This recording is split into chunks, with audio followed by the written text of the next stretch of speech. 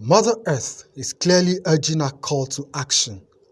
Nature is suffering. Oceans filling with plastic and turning more acidic. Extreme heat, wildfires and floods have affected millions of people.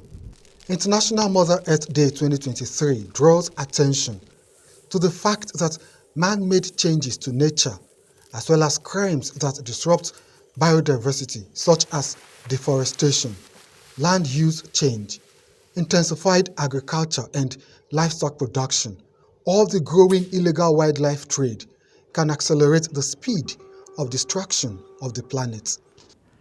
It is time to resuscitate Mother Earth's heartbeat and work towards the global vision of living in harmony with nature by 2050. We can get there. The Kunming-Montreal Global Biodiversity Framework can put our planet on a path to recovery by halting and reversing biodiversity loss and helping to combat climate change. However, we need to act now in order to see results by 2030. Some of the framework's targets include aims to effectively conserve and manage at least 30% of the world's lands, waters, coastal areas and oceans, and to restore or have under restoration at least 30% of degraded ecosystems. The framework also addresses the sustainable management of wildlife, controlling invasive alien species and pollution, including from pesticides, and the reduction of harmful subsidies, to name a few. We have the plan, but now we must move from agreement to action.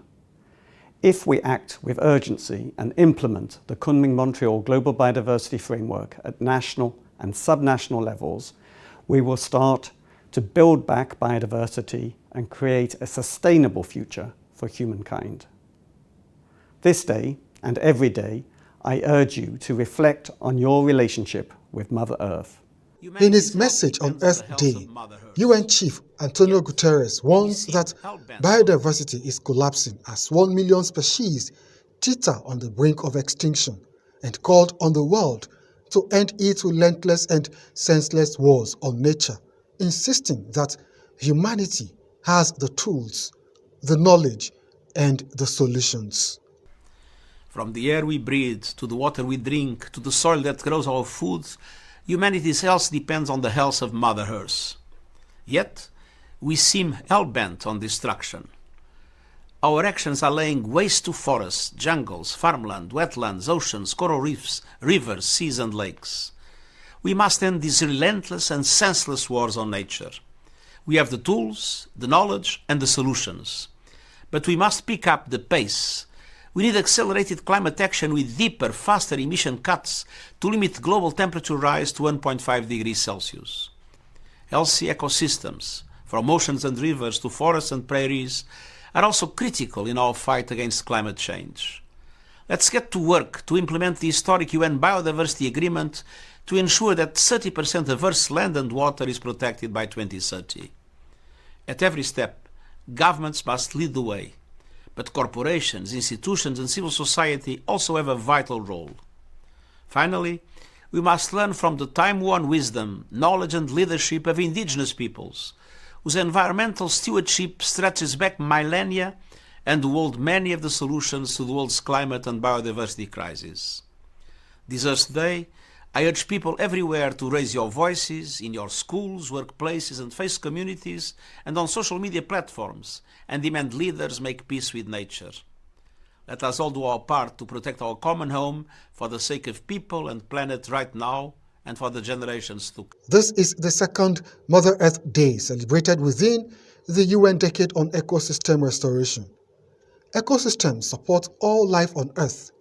The healthier the ecosystems are, the healthier the planet and its people. Too many of our investments today are down payments on a darker future. And we need to have a conversation about that because too many of the investments still destabilize the climate, destroy nature that gives us everything and cause massive pollution to our planet. On this International Mother Earth Day, I call for smarter investments in a net zero world which provides clean and abundant energy for all, in a healing nature that benefits us all, and in a pollution-free planet, which ensures clean air and healthy water for everyone. When we invest, we're seeking a return, and there is no better investment than those that back our planet, our future, and our very existence. Restoring damaged ecosystems will therefore help to end poverty, combat climate change, and prevent mass extinction. On Nigerian Fine Face, NTA News.